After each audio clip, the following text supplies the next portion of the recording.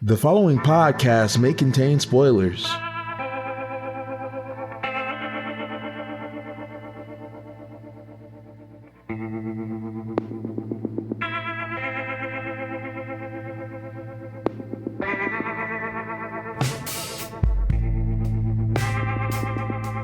Hey everybody, we're back in the saddle again. It's the Treading the Path of Heaven podcast. I'm your host, Jonathan Kenny, and I'm joined as always by my co-hosts.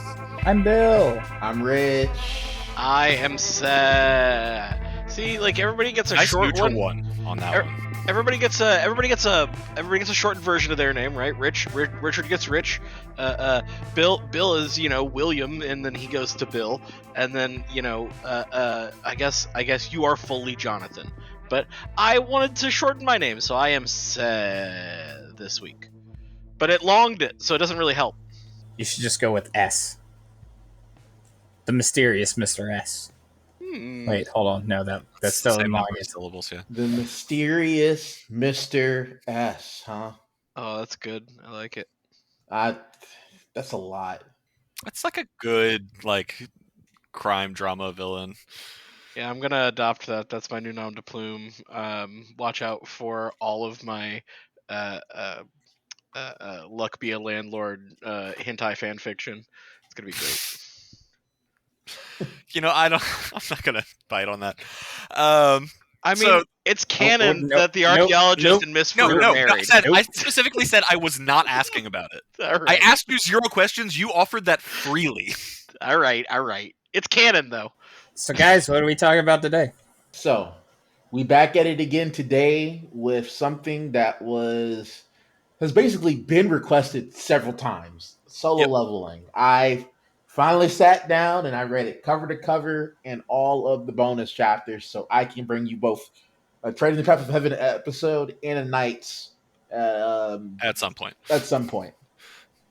But yeah, man, I read this entire novel in 4 days, all of it.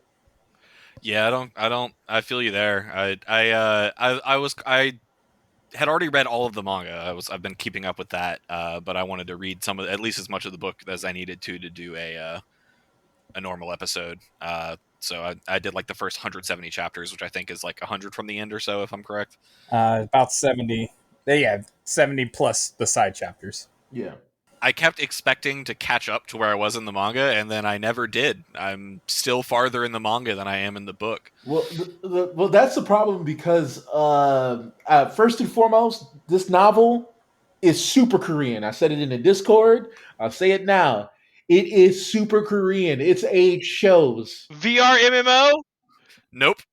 No, the other one. It's a Dungeon Break. Oh, I see. Dungeon Oh, I Break. see. There's places where dungeony things come out. I got it. Yeah, there are gates. If you don't clear the monster or the boss in the gate long enough, there's a dungeon break, literally what they call it, and then the monsters come out and kill people. Because I've been learning about these in the order of release of this podcast, I compare all of them to Seoul Station Necromancer, and this sounds a fuck of a lot like Seoul Station Necromancer. Oh my god! I want to go in, but Bill, frame it, please. Give me the synopsis from Novel Translations, Bill. The bill rises from the ashes to tell you that 10 years ago, after the gate that connected the real world with the monster world opened, some of the ordinary everyday people received the power to hunt monsters within the gate. They are known as hunters. However, not all hunters are powerful. My name is Sung Jin Woo, an E-rank hunter. I'm someone who has to risk his life in the lowliest of catacombs. The least main actual, farthest from the main character's inner voice as possible. The world's weakest. Having no skills whatsoever to display, I barely earned the required money by fighting in low-leveled catacombs. At least, until I found a hidden catacomb with the hardest difficulty within the D-rank catacombs. Jesus. Throw catacomb at me more often. In the end, as I was accepting death, I suddenly received a strange power, a quest log that only I could see, a secret to leveling up that only I know about. If I trained in accordance with my quests and hunted monsters, my level would rise, changing from the weakest hunter to the strongest S-rank hunter. I just want to point out that might be the worst synopsis I've ever heard for a novel. For I this hate novel, it. this like it did. First and foremost, That sounds as generic as it can get.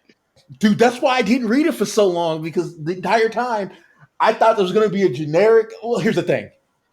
Okay, I also discovered how old I Alone Level Up is, how old solo leveling is, and I realized it's not that when I was reading it that it's generic. It's just that it's super early on the curve, and that a lot of stuff that I enjoy and I've read years ago had to have been inspired by this novel. It's like you know how people complain about jobless reincarnation, like what is it, Mushuko Tensei? Yes. Um, but people don't realize that web novel came out in 2010, and everything else that popularized the isekai genre in Japan was inspired by it. So it's not that it is quote unquote generic. It's that everything else. It's like comparing Seinfeld to current sitcoms. As a reference, the year it was published is 2014. Yes. Soul Station Necromancer, which Soul Station Necromancer is so the characters are so similar. They like all of it's so similar. Soul Station Necromancer was 2016. Yep. And that blew my mind. Yeah, man, this is a. That being said, like we're saying a lot of stuff, but I do actually really like this book. Oh yeah, me too. I loved it. I was just like I didn't want to read it because the entire time I've seen people talking about it.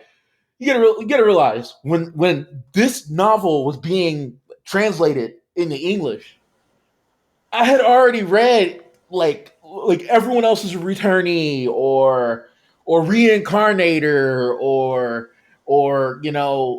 dungeon hunter or everyone like things within its genre that based on the synopsis like the judging I did the wrong thing. I judged the book by its cover. And I just didn't want to touch it because this is gonna get popular because it's generic. And I was kind of hella wrong. Yeah, no, it's got a lot of like really unique things that it does. Like it is definitely in a genre, and it doesn't like it hits those genre points. It fits into that genre. It's not trying to stray outside of the formula that much, but like it makes key twists, and it like leverages the nuance of the story around those twists.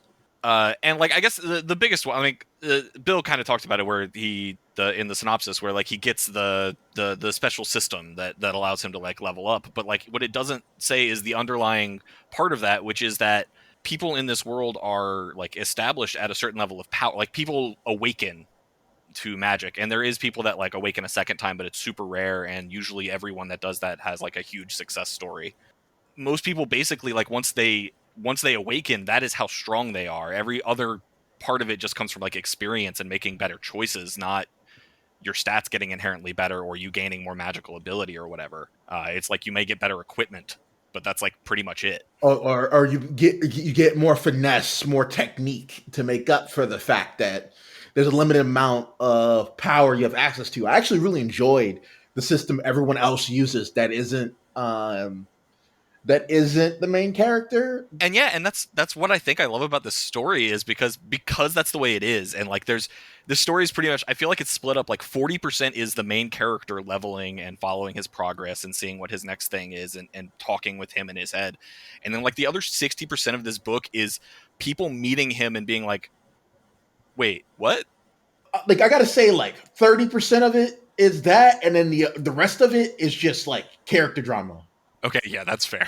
I think it's good character drama, like it's good development, whatever. But like character drama, and it's very Korean in that aspect too. Even in the worldview, it's very jingoistic Korean. Oh yeah, no, like the fucking the Thomas Andre, the American dude, his foreshadowing makes him feel like the quarterback for the American team in iShield 21. Oh my god, dude, he is the most stereotypical. Like he grew up as the only white guy in a fucking down in a poor minority neighborhood. Of course. And then he awakened and became what he became. And of course, like, Japan does a huge thing that is all like sneaky and terrible, and they pay the price because, god damn it, how dare they try to do that to Korea? But it's cool. Korea saves them. It's Well, fine. yeah, it's fine because the main character was here. In a world without him, like, everything is dead. And also in that arc, we find out what the creator's favorite Hunter x Hunter arc is. Oh yeah, 100%, and it's fantastic. I mean, it's my favorite Hunter x Hunter arc. So it's maybe the best one. Yeah, for sure. Honestly, I think the best place to start is the beginning. First and foremost, that synopsis is wrong. He's an E rank, right? E ranks are very weak. This is true.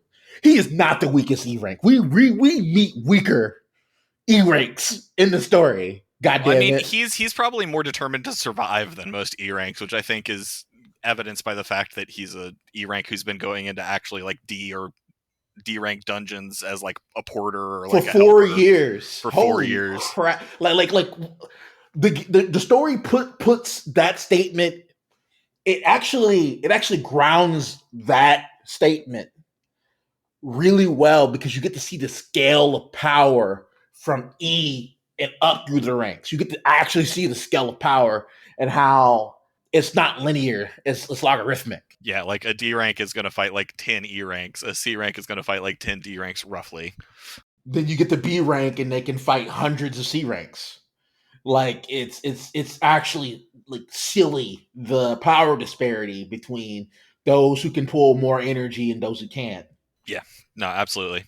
But yeah, like the beginning of this book, we have this guy, and like literally he's friends with this healer who is like a high rank healer that keeps getting assigned with him because the association is so afraid that this dude is gonna die, and they don't want that bad press on them that they keep putting him in like slightly easier dungeons, or they keep putting people on there that are slightly higher level than they need to be, sort of a thing. Rank, I guess, not level. So he's so there's like representatives per area kind of thing. It's not just everybody's in there. Okay, it's there are country representatives and they're managed like in other. Yeah. Okay. Yeah, pretty much all the countries have their own like hunters association sort of a thing. And the way this happened and why all of the countries have become so insular is explained by the history, because the past, you mind, Gates have been around for about 10 years at this point. When you were in the shoes of the main character, Gates had been around about 10 years, and he's been doing it for about 4. For reasons. Yeah, I mean, that's something we can pretty much go into. I don't think that's too spoilery. No. I was just framing it because I was going to go into the reasons further. They actually, in one of the side stories, they actually set up why that the B rank healer that's been going with him into all of these matches, all of these things are there. Super interesting. How the story gives you the point of view of the bureaucrats that are working in the different associations, and though normal humans can't fight, the little things they try to do to make lives better for these hunters, even to the point where some of them will try to convince weak hunters to not hunt. Like, for example, our main character, people constantly were trying to get him to stop doing what he's doing. And, because of his reasons, specifically his mother, he can't.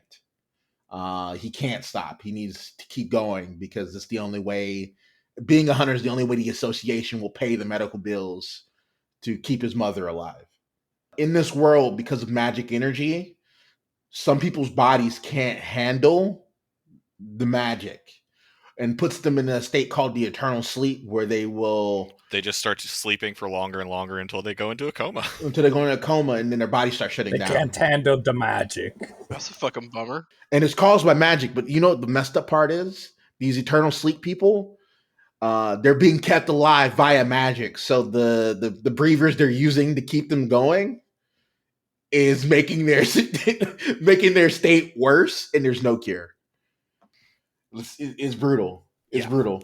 But that's where we start the story, because he's going into this temple. You're like, literally he doesn't earn enough money like doing his job. Like the stuff he's going in isn't even valuable enough to pay for his mother's medical expenses. But because a hunter is like a job that is like providing a public service, they get a lot of like benefits for being a hunter, and one of them is just medical expenses. So he does that to pay for his mom, but like he's not making a lot. He's barely paying rent, and like his landlord's cool, and he's supporting his sister, and like there's a bunch of shit on his plate, so he can't stop doing this job, unfortunately, because even though he's terrible at it, it still pays the best. Man, how Korean.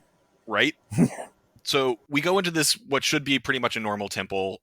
There's a pretty like the group he's with is stronger than the group he's usually even with. They have retired C ranks there, like C rank, mages there, and it's very strong. And they've literally dominated.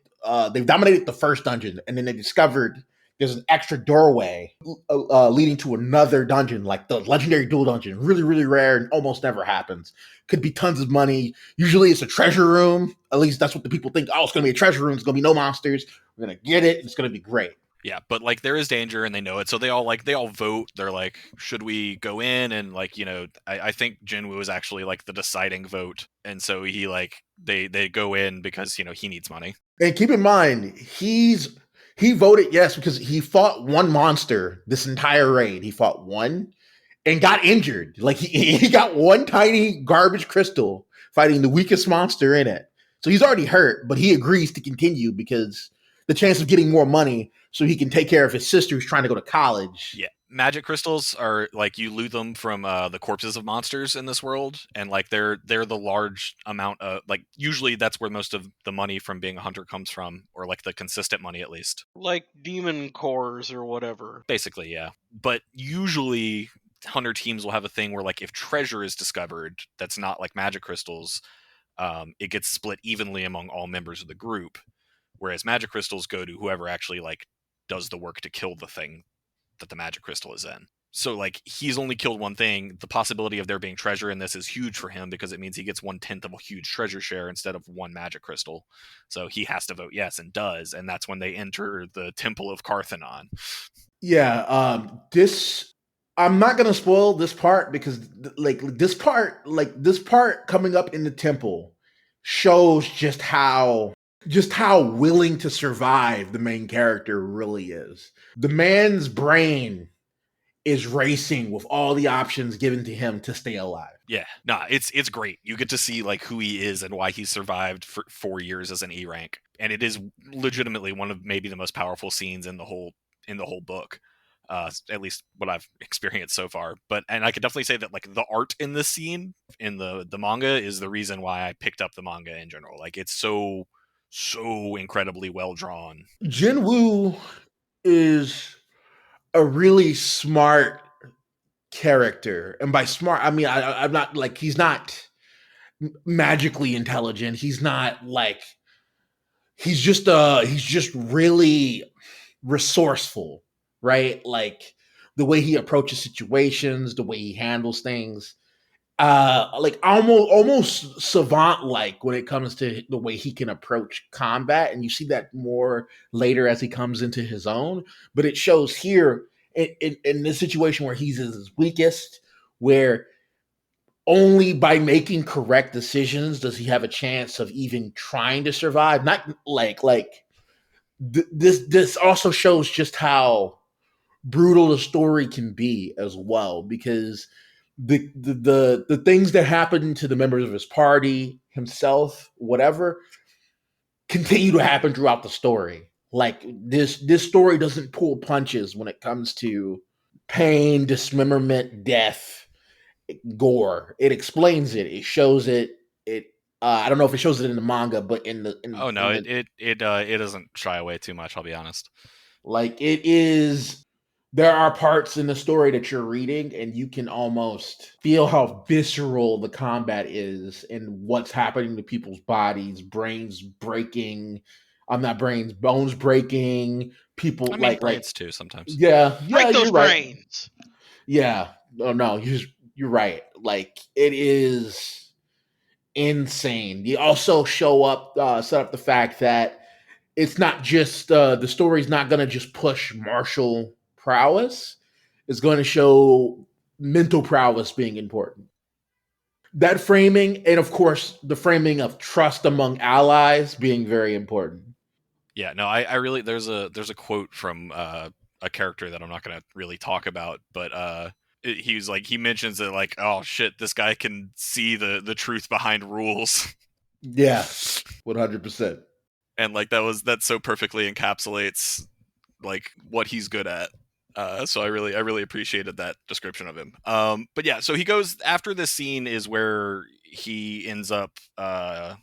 This really brutal scene is where he earns the system, and like where it really hits that like typical Korean, like, all right, here's the game system, like, You know, you've become a player. That statement right there, becoming a player, no longer being considered a human, is really important and reoccurs throughout the entire story.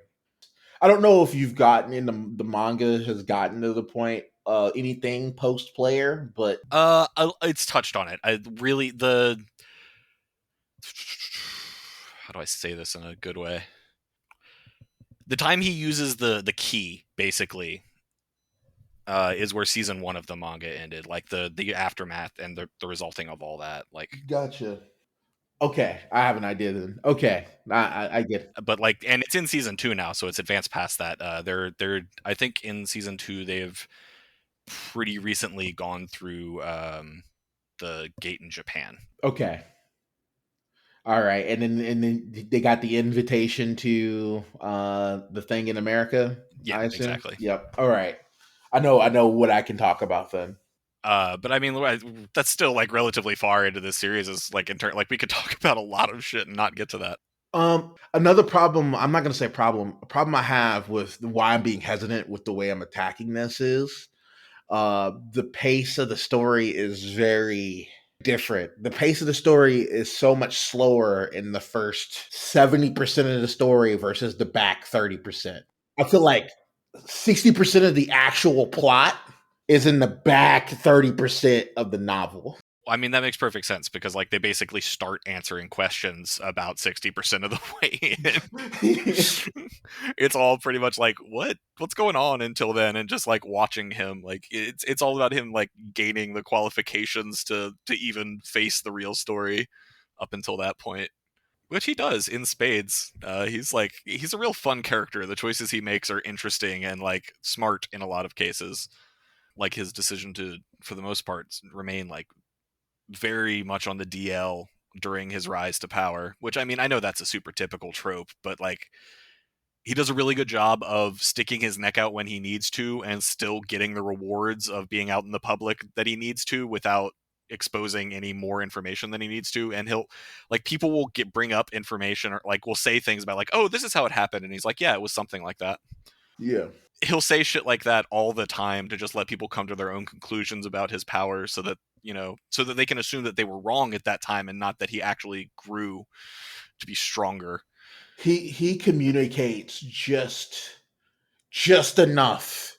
Like just enough, just little kernels to give people ideas. And the thing is, there are people in the story that have eyes and can see Mount Tai. There's one guy who reoccurs in this story. The white tiger dude. Oh yeah, yeah. The leader of the White Tiger Guild. Yeah. That guy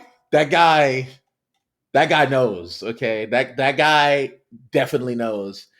I'm a fan of that guy. I just wish he got more screen time in the story. Like relevant screen time. Like this story is both fast and slow at the same time, and that plot wise, because the main character isn't focused on the main plot, he's focused on he's very goal oriented in that he really isn't worried about the greater story, the greater good. He's worried about his family first and foremost. Like very like I'm not gonna say Chinese main character like, but with the way he handles the pursuits of his goals and how the system works with him and presents scenarios where the only choice is the most efficient.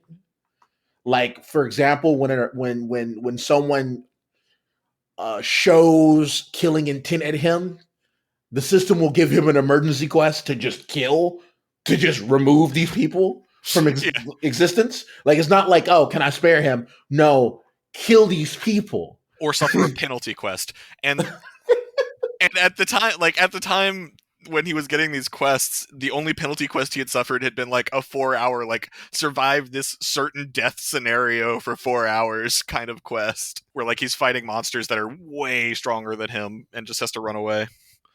So this is. It sounds very similar to Make Your Choice, Youth.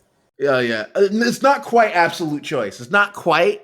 But it has some of that flavor, honestly. Yeah, it has some of the flavor, especially early on. At first, you're like, okay, I know what this is. But then the script flips pretty fast and pretty hard. And it's a lot deeper than what we thought it was. When he gets introduced to the system and he wakes up in that hospital and he takes his little reawakening test and fails. That was one of the best things. Like that scene was so important. Yeah. And that's a character that by the way, that character that shows up, super important. That guy's great. Not that you'd know it for Not that you know it, but like Woo Jin Chul, big fan. Yeah. That's my boy. Nah, that's dude. my boy. I love that he's the first like official person that gets to witness him like doing right, like going into a game. And like I love every chapter that puts you in Woo Jin Chul's shoes, because that's the thing the web novel does decently often, where they literally switch POVs for like a chapter or a couple chapters of just someone else while the main character's out doing God knows what. Like because Jin Woo just loves to disappear and go take care of something for himself. Like take care of something for himself. It tells nobody. And you feel just like the people who interact with him on a daily basis. Where did Hyung Nim go? Where did Sung Jin Woo go? No one knows, and we can't track him. He's absolutely one of those people that you like look over to the left and you look back to the right and he's not there anymore. And he's like 1,000 miles away. And you don't talk to him for 2 weeks. And then like suddenly he's there and you're like, oh dude, let's go eat. And he's like, no, I'm sorry, I've got business. And then he disappears again and you don't see him for a week. You see, and when he shows up again, he shows up covered in blood in his body. Nah, man, he's busy. He's busy. Dude, I kind of pity like fucking Chaibol Yu Jinho. Yeah. Like he's like, don't get me wrong, like he's kind of lived a charmed life in a way, and like he is in a certain sense the luckiest person in the story, because he's like the one person that has no business being near the main character that gets to be there in terms of like actual usefulness. Fucking garbage dude that would have been killed for his equipment. I mean, you're right. You're right, but you know, the man can see Mount Tai, so yeah. There you go. Well, I mean, it's pretty easy when Mount Tai like jumps out of the mountain range and kills the dudes that are threatening you, and then goes back and is like, no, just pretend I wasn't here. I love how he had the misconception that the dude was like a serial killer for like a while. I'm over here looking at these manhwa characters, and none of these dudes look the way I imagined them in my head while I was None reading. None of them look hard enough that they all look like too soft to boys? No, that's not it. No, they definitely... Okay, so there's a character, right, that he calls himself the ultimate weapon, Choi Jung-in. He's an S rank. He's a Korean S rank. Yeah, hunter. He's a mage. He's an S rank mage, and I never pictured him with glasses. I just didn't. Right, like I just didn't picture him with glasses. I didn't picture him. I always pictured him as being this like overtly muscular but smooth looking dude, and I didn't picture him to look just like Aizen from Bleach. Nah, man, that's the JoJo's in you, man. Strong, muscular, superpower man. No, I mean, the way they explain him and the way they explain his aura, it comes off as a guy who's just strong. Like the fact that he can stand toe to toe, face to face with Baek Yoon Ho, the White Tiger, and they're like of equivalent power. They're peers, they're rivals. I thought they were similar, you know, but they're definitely not based on this art. This art's really good. Holy crap, dude. Dude, no, the manga is so good. Like, read it. The art is insane and has been consistently good. But that, like, since we're kind of talking about it, it was my introduction into this story was the manga. And like, I went into reading the book expecting to be like, all right, so what did they get wrong? What did they change? Like, nothing. The manga is like following this book like fucking beat for beat and is like expressing the story really well. The things that they don't have time to say, they tell through the expressions on characters' faces and stuff. Like, I feel like I've missed so little of this book by reading the manga. Like, That's really cool. Part of our discussion, if you're listening to these in order, I don't know who among you is, but part of our discussion in the last week or in the last episode was inconsistent adaptations. So it is nice to hear that this one is spot on. Well, it seems like it would perfectly, like when you're reading it, it was like it was made to be made into a manhwa. Like, no, it is and needs to be an anime so badly. for sure, for sure. Like the way he writes the combat, like the way he writes the combat, he paints the story, right? He paints the picture in your head, like it animates in my head while I'm reading it, which is why it was so easy to read. Because when they explain him changing the way he holds his short swords, or how he's reaching into his inventory and his subspace and pulling a weapon out, or how he physically grabs someone's neck and brings the dagger in their throat and pulls it downward into their sternum, like he explains it in detail, and it's great. Like when people get injured, you feel them getting injured in the novel. You feel it. Yeah, he spins the words to give every hit weight. Like the fights are great. So when the fights are so well done in the novel that it feels like you feel cheated when it cuts away from the fight because other things in the story is happening. I want to see more of that fight. like it's insane. And the way they explain the power scaling, right? With like example, Jinwoo is fighting something whose scales are too hard for his short swords to puncture. As hard as he's swinging, like he's hitting, and you can feel the ground. The ground is actually rumbling. When you see the POVs from other people, he hit the thing so hard, it's creating earthquakes, but he can't cut. So he just puts the blade away, cocks his arm back, and his muscles in his arm swell up, and the magic power rushes to it, and it blows up with energy.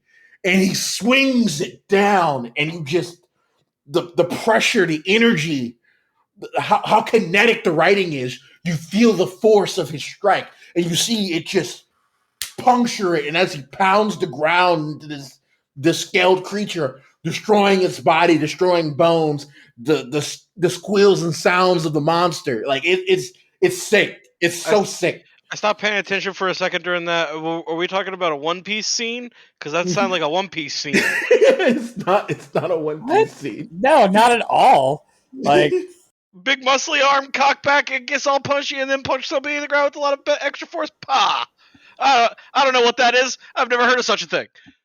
I mean, that I would say that's a Popeye scene. Like, if you're going that way, I guess. I do understand what you're saying, but the spirit of Solo Leveling and the spirit of One Piece are so far about. Like, One Piece is about like, I'm gonna punch you so hard you change your ideals in life. You go home and be this guy, man. like Jinwoo wouldn't be fine. Solo Leveling is like, I need to expose a weak point so I can end your life forever. So I can do something terrible, like send one of my soldiers into your body and have them eat you from the inside out from this spot I made in your armor. Like, it's brutal. The fights are brutal, and people are fighting to kill each other. And if you get knocked out, you're gonna die. If you get injured, you're gonna die. There's no fallbacks. There's nothing. Like every fight is life on the line, and I love that. Well, I want to see how it's similar to some of these recommendations, such as how would you compare this to Everyone Else is a Returnee? So the power scaling kind of makes sense. The power scaling is similar, but the characters are way different and their approaches are way different. Like crazily so. Like Everyone Else is a Returnee. Like he is.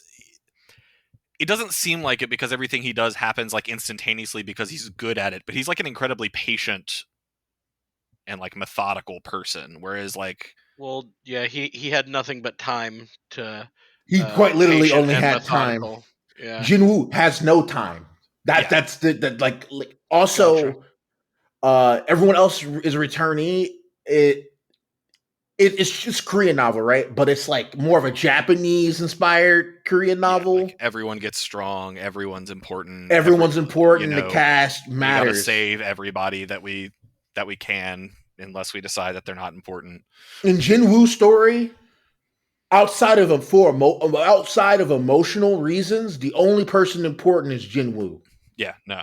And this is being realistic. And the thing is, he's not dumb enough or naive enough to believe that's not true. Like, he knows from the beginning, the only one that matters here is me, and what I do is for me and my own.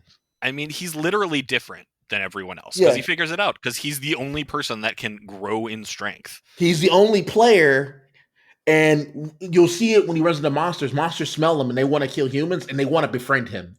They talk to him and they be like, we're not enemies. I don't want to be your enemy. Let's chill. And he's like, do you want to kill humans? Do you want to kill humans? Well, yeah, I have to. There's a voice in my head that's constantly screaming to kill humans. What do you think I'm going to do? Yeah. I really feel bad for the denizens of the dungeons. Yeah, the dungeons. I wish I could use the real term for what those people are, but I'm not going to. Just I feel bad for them because it really isn't their fault at all. It's only a bunch of victims. God's an asshole in this universe for sure. I mean, it's a Korean novel. I mean, I guess that's how it's similar to everyone else's returnee. Oh, yeah, you're right. Yeah. You know? The entire Pantheon is a bunch of Pantheon of assholes. Yeah. That's a big part of that book. They're all assholes. There's a lot of people up above dictating the rules, and all of them suck. All right. I guess is that similar also to the second coming of Gluttony? Well, let's see here. Jinwoo is probably just as selfish as the main character, as Gluttony, second coming of Gluttony, but he's way smarter, way better, and the story is way more consistent in this than that. Yeah, so. I remember when I was reading the manga, I used to think the pacing was weird because it was like it would skip over things that you'd normally think were important, and like it would go into great detail about stuff. And then I read the book, and I'm like, no, that's actually just the pacing of the book. Yeah. All right, and I guess the third one I'll pick off this list is Seoul Station Necromancer. They're the same novel. They're the same novel, and that seems like it's true at the beginning, and then you realize that it's way more true the farther you go in. The further in is way more true. The way they handle interactions with other people is very similar. You could tell Seoul Station Necromancer was inspired by this. I will say, though, the ending of this one is substantially better than Seoul Station Necromancer's ending, but I like the climax a lot more in Seoul Station Necromancer than I do this one. That's fair. This one has so many fucking cool battles along the way, though. Oh, it really does. This story, to me, ends way too fast, which is why I say it's super Korean, because it hits a tipping point. It has so much rising action, right? Yeah. It hits a tipping point, it hits the climax, and it has no falling action, just straight epilogue. And I dislike novels that do that, because there's so much more you can do with this character. There's so much more you can do with this narrative. There's all these characters and character beats I would love paid off, and don't try to cheat in side stories that bounce across this timeline like other Korean novels like to do, because it doesn't make up for the fact that there's more, and I want you to actually finish this novel for me, okay? Like, I am attached now. I care. It's like they're taking just caulk and filling in like holes in the wall. I like it's unnerving, man. Like, why would you spend all this time creating all of these character beats and plots and then fast forward through it at the end, like, because it's and the thing is, it's a web novel, right? It's not like they had to meet publisher limits, or it's not like it's a Shonen Jump manga where you didn't sell enough here, we're gonna cancel you. Yeah, fast sorry, forward to you're the number end. 19 out of 20, so you're you're gone in 3 weeks. They didn't have to do that, and these Korean novels always do that. Oh my god! And if they don't do it, they end up like super duper long, like Yeah, no, LMS. Korean novels are either 250 chapters or 1500. Oh, that was another one. How is this? Is this similar to LMS? No, Like not at aside all. from the beginning, they're basically have the same like intro of, oh man, gotta take care of it, gotta send my sister to college. They're nothing. They're nothing alike. Nothing cool. alike. Yeah. Nothing. Like they're Korean. That's the closest. They're not even the same. It's not That's even the just same book level. racist. Yeah, basically. From what I've been reading, this book is book racist. So I mean, it's actual racist too. It's but, actually racist, but book yeah. racist, yeah. But it's racist against everybody that isn't Korean. good old jingoism. No, it's not like super mean or anything about it. It's just like every stereotype of It's not life. super mean racism. Don't worry about Okay. it, guys. Let me talk about America. And America's just like the best, right?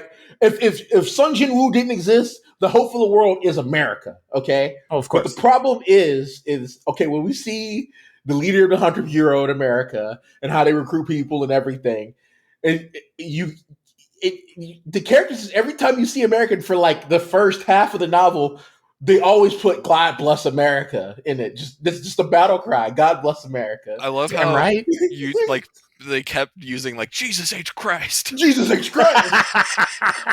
I mean, I say Holy Jesus H. Christ. shit! That's fair. Oh my god! Yeah, I was gonna say if you're looking for a more Americanism than oh my god, then like yeah, Jesus H Christ is pretty high up there. Actually, I'm curious. What did the Madam look like in the manga? Because I see where Adam White looks like, but I can't remember. Like I have a vague memory in my head, but I can't remember if I'm just making that up or thinking of some other character from some other series. okay, nah, they messed her up. She looks nothing like what's described in the novel. Okay, like the way they describe Madam Selner, Lady Selner, a 46-year-old African American woman. All right, she sounded like a big mama for sure. The way they explained her, but they made her totally different looking. It's like this dude didn't know how to truly draw black people. Yeah, they. Oh, I mean, that's that may be unfortunate. Yeah. Doesn't know how to draw black people. Can't even do the hair right. Wow. All right. But no, Does it all shiny and flat? Wolf. dude, it doesn't. It's like couldn't do the curls right. It's fine. I'll let it rock. It's okay. I was gonna try to move us over to genre savvy, but I'm looking through every single one of these like points, and we have hit them and nailed. I don't know if we have like specific circumstances, but you've, I guess, guilds, or is that just the National Hunters Association? No, like there are a bunch of like independently operated guilds that basically reserve because they have enough people. Like if you have a guild, you can fight the higher ranked gates. So they had to come up with a bunch of rules, right? Because before the first greater than S rank gate happened in America years ago. S in the story basically means like above our instrument's capability to measure. So it's like and it can be a wide berth because like their measurements aren't good once it gets up to the top end. And basically every country, the world combined together to stop this one gate for a certain dragon named Kamish, and things didn't go especially well. And because of that, the guild system happened. Countries became insular, and that we have to take care of our own. We literally, if we go and we try to help other countries, it leads to us losing what little we have to protect ourselves. And S ranks therefore have gained a lot of, and A ranks in a way, have gained a lot of political power, and like countries try and snipe S rank talents out from under one another constantly to try and like increase their own political power. America has an advantage on that because of a certain person, the big mama I was talking about. She is their advantage on that. But yeah, because she is one of the few other people that kind of can break the rules of how things work, although not the way hers works is different. Yeah, because she exists within the cultivation system everyone else uses. And honestly, in a way, like her realization of his powers is one of the coolest ones because like it actually gives insight into like shit that's happening. But by the way, that character is as important as the story lends credence to, and the more you read the story, the more you realize, oh my god, that character's insane. Yeah, like absolutely insane. Like there's a reason why the Federal Bureau, the Hunters Bureau in America keeps her hidden and protected greater than they protect. She's more important than the president of the United States. Oh, I just want to point that out. She's more 100%. Important.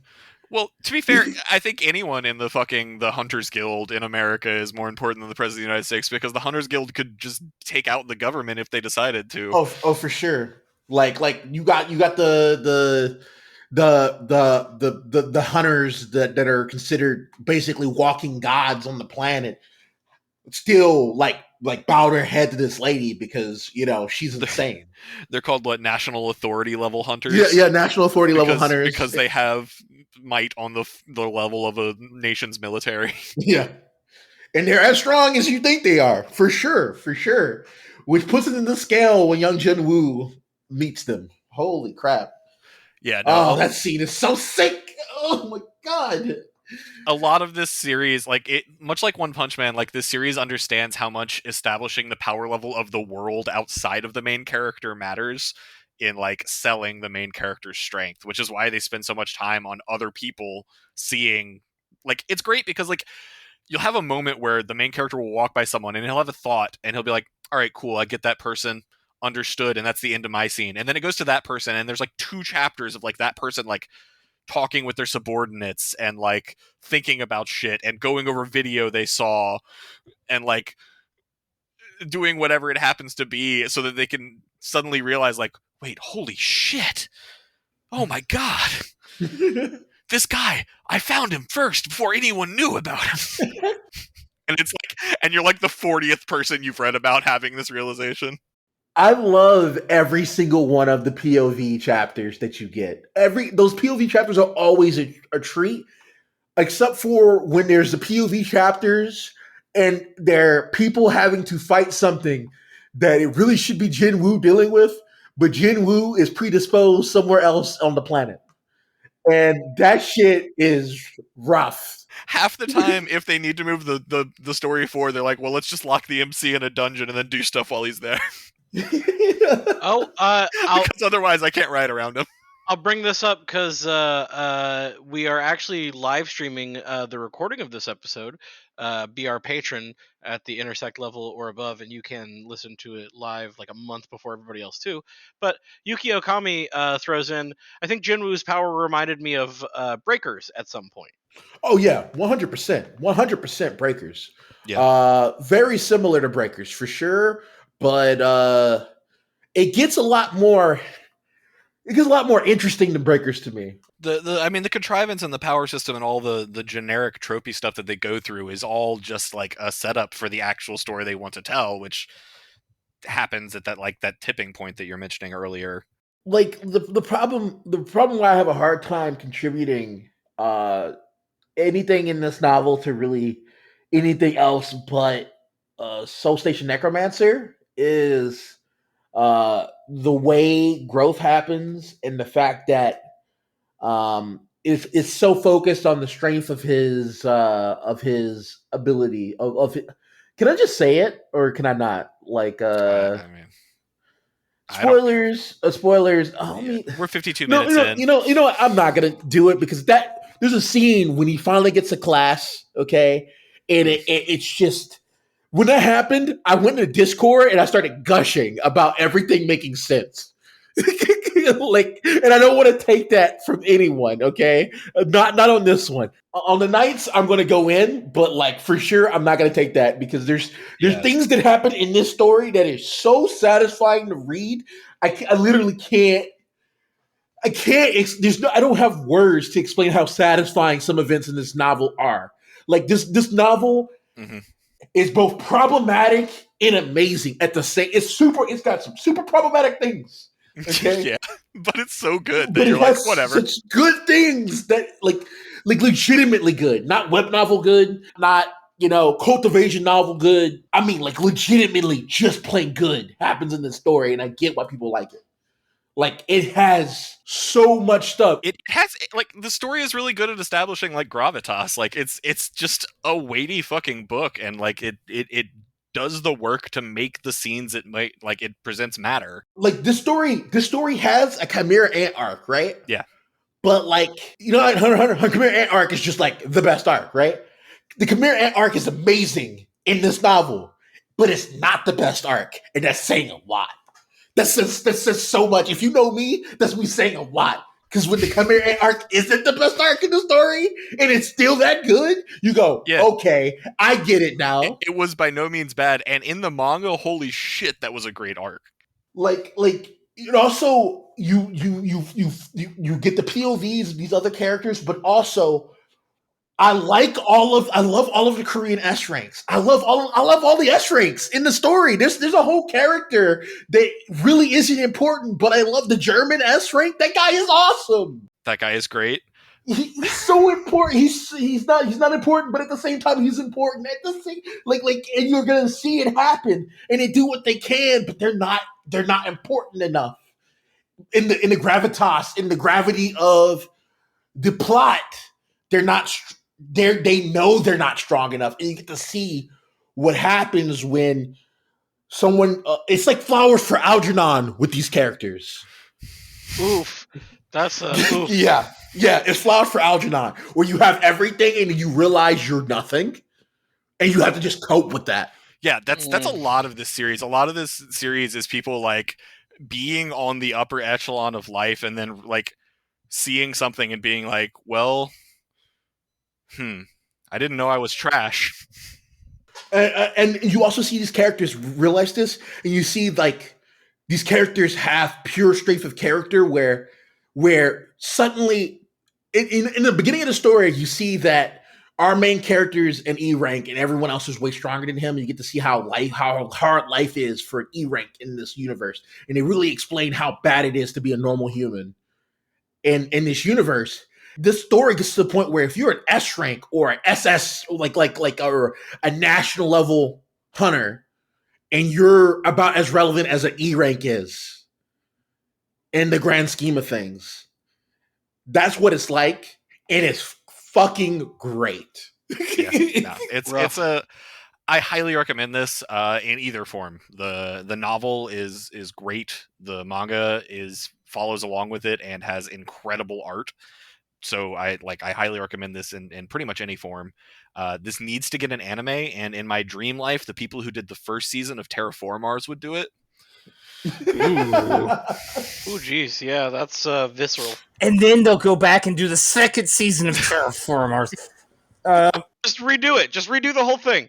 I hate when companies switch studios. Also, keep in mind, guys, getting an anime made is way cheaper than you realize. It's actually super duper cheap. It's like between $100,000 to $300,000 an episode. You can get a whole 13 season. You can get a contract for a whole 13 episode season from Madhouse for like $2 million. All right, so yeah, let's crowdfund $2 million, and Kenny, it's not impossible. We can crowdfund your fucking iShield 21 one. That's perfect. Madhouse iShield 21. No one cares enough about iShield 21 to make that happen except me and Bill. There's 2, maybe 3 people in this entire world who want that one thing. Yo. If all of these PMCCs I made today pay off next week, boys, I'm gonna make it happen. All right, yes. We get these poor man cover calls to pay for my anime to get made. Yep, that's the one. That's the ones to do. I guess to wrap this up, we do have another very important question from Yuki Okami. Who is the best character, and why is it Beru? Beru is the best character, except like maybe I don't know. No, it's pretty much Beru. I feel sorry for Chai Hyen. I see the problem I have with this is part of the problematic. This is my problematic part of the novel for me. The guy can't write women, at all. At all. At Not all. even a little bit. He so much so he gave up. He locked her in a hotel room and he did not come back for her to the end of the story. That's how Until the end of the story. That's a long story. You'll see. It's hilarious. When it happens, when you're like, wait, a hotel room, you realize that's the last you're gonna see this character until the story's over. Yeah, that doesn't surprise me because that's how he's like, I'll just put you in a safe place and go take care of every problem. Pretty much. Anywhere, and then you'll be fine. And Superman flies away. Which is crazy because she legitimately is the strongest S rank in Korea. Yeah, except for like, oh my god, I love the fucking Gung Hin, the dude who's like was too old when he got awakened, but is still one of the strongest hunters, and he's like just constandly like, oh, I mean, like in the world, one of the strongest in the world. Like Go Gon Wee, I love him. He's one of my favorites, and I would love a universe. I would love a universe where he's in his prime. Like he's like really, once they start explaining that character and you really see the depths of what that dude could do if his body could handle it, he's like the white beard of the story, legitimately. Yeah, no, I mean, they described him as the sky over the sky early on. So. But it's not till later that you realize just how right that statement was. You're like, oh, maybe in Korea, but you're like, no, Go-Gon Wee is insane. Actually insane. Yeah, he just can't handle his own power anymore, unfortunately. One last one from Yuki as we're wrapping up. Is the reset more nights? Yeah, I would like to do more nights. I want to do enough. Well, no. I think they're asking if that happens. I don't know. Yeah, is there like a level reset or something that we would discuss in a nights? I believe is the question. Oh yeah, 100%. Yeah, that would be a nights. That is an important conversation that I would want to go over in the nights. There's a lot of meat and potatoes in the back 30, like literally 60% of the plot is in the back 30% of this fucking novel. Okay, damn. All right. Like, and there's so much I want to touch on that if I started touching on it now, would completely ruin the story for you. Yeah, no, this one's good enough that like we've been real spoiler averse this episode, but like there's a reason for that. One, this book is not terribly long. You can read it in under a week and not at like a crazy fast pace. The other part is that like it's that good. You shouldn't short yourself. Go experience this one. Hell yeah. There's so much cool stuff that happens in the story, and there's so much plot relevant stuff, and there's things that I wish would have happened. You know how in Coiling Dragon I always talk about the destruction soul, man. Never getting his destruction soul. There's a thing that happens in this story that to this day offends me. To this day. All right. And I was shaking the whole time, just shaking. Just why didn't this happen? Because the thing is, right? I care about all the characters, and I wanted all the characters to get to come into their own. And unfortunately, it's not that kind of story. Nah, he alone levels up. Yeah, that's the name of the book. Really. But he's not. But even the book tells him, "Hey, you're never actually alone, my guy." No, man. He alone levels up. It's the name of the book. I'm not sure. Like we judge book by their covers, right? You did that at the beginning. Do it again. He alone levels up. That's the point. All right, ladies and gentlemen. Let's be honest. There's probably a lot more gentlemen than ladies, but everyone, thank you for listening to this episode. I have slight business. As always, you can join us on our Discord. There's a link to it down here in the bottom, the description of this podcast. You can also send us a tweet at Tiger Coaster. But then also you can send us an email at tigerrollercoaster.com, or I'm sorry, tiger.rollercoaster@gmail.com, which I will now read an email that I received. It's a special treat. This is entitled Tiger Roller Coaster. It's from Jesper Road. This email informs you that you have been certified as a beneficiary of the estate and resources of the late Craig Coaster. After extensive long-term research, if you are of the Coaster lineage, I will give you more information about your benefits. So, in the absence of new reviews, I will read spam, I guess, from our email. But that's just fascinating. I can't imagine what bot was like. That's a name. But the thing that really fascinates me even more, somebody had to put effort into this because the name is alliterative. It's Craig Coaster. It's not Craig like they. Coaster. It's not like they just came up with it. Like it's not like a bot generated it. It's like somebody put thought into it. You don't know that. I Yo, guess. I guess. Hi, Tiger of the Coaster Clan. I Are just you No, interested in Tiger Roller. Hi, Tiger yeah, Roller. Tiger Roller. If you are of the Coaster lineage, then please do reach out. Jesus Christ. We should I reach out and get like Craig Coaster. Clearly wants to donate. You know what? I will respond to this right now. Hang on. Yo, Good. scam bait this. Yeah. Yeah, let's do this on Jesper. the podcast. Not Yeah. come on.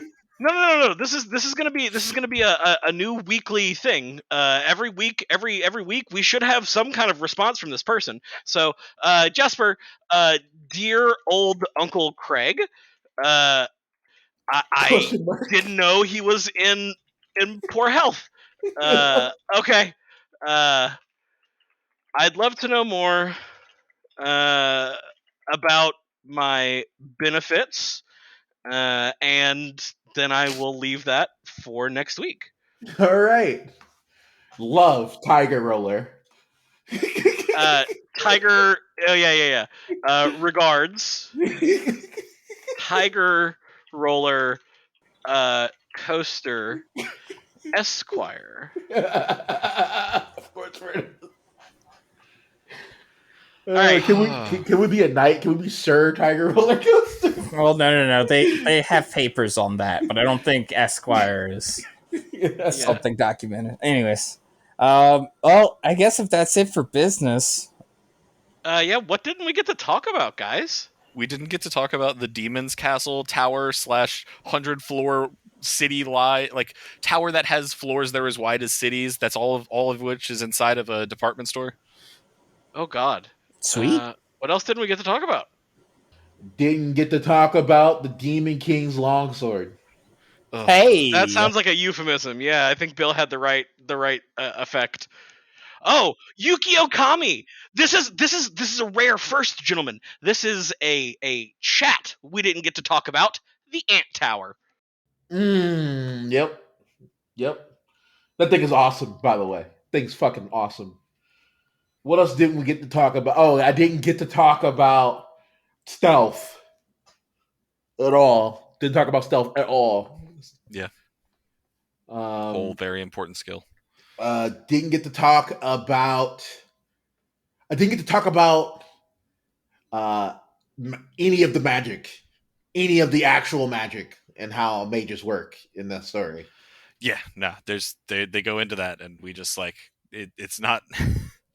There's so much world building in this that we didn't touch on, but it's like all important. Didn't talk about any of the boys, and those are some of my favorite characters. I love the boys. The boys are the best, and we didn't talk about any of them. Yeah, no. I mean, we briefly mentioned Baru. Egret is the homie, boys. Egret's the best. I love Fang. I love Iron. Fang is so good. I love Tank, honestly. Oh yeah, Tank is great. I can say something. Y'all didn't really talk about his knife abilities and the fact that he's Knife Man. Yeah, I mean he's the master of short swords, man. He really is. Yeah, no, he started using daggers and then got a skill and then never looked back. We didn't talk about how sick his father actually is. Yeah. His father's hella sick. So wait, his mother's sick and then his father's sick I was too? gonna say that's extra sad. No. His mother is sick. His father's fucking sick. Well, that's Sick, true. bruh. Yep. You're catching me. I didn't get to talk about China. Yeah. China in general. We talked about Chinese books a little. That doesn't count though. Okay, last one. What's the most important thing we didn't talk about? Africa. I didn't get to talk about how Africa doesn't exist. Damn. Didn't I'm even so bring sorry. it up. Jesus, Africa. No, the novelist forgot Africa was a continent. Oh, It's just not that important to him, I guess. rough. All that exists, right? North America, right? North America, Brazil, Korea, North Korea, China, and in Japan. That's Yep. really No, it. that you've covered it. All the important countries in the world. Yeah. Australia, Africa don't matter. Brazil is definitely the most. What's the word I want to use here?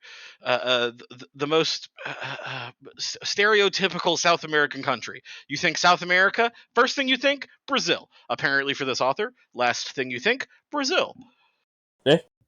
You think about North America, first thing you think America, second thing you think Canada.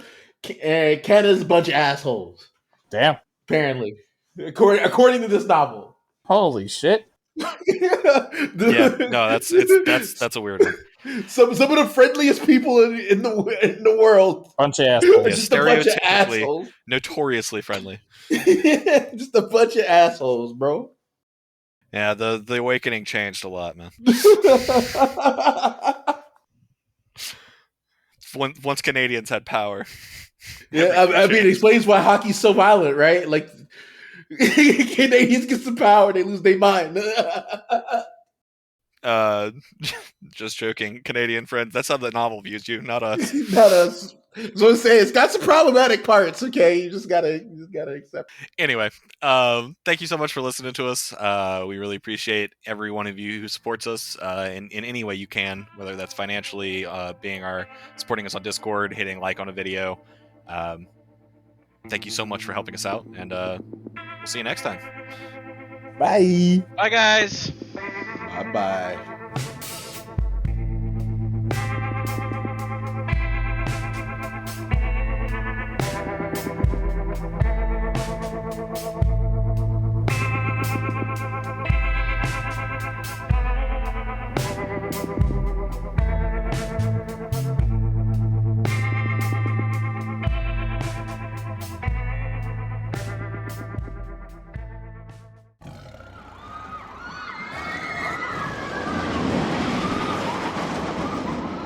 Tiger Roller Coaster Productions.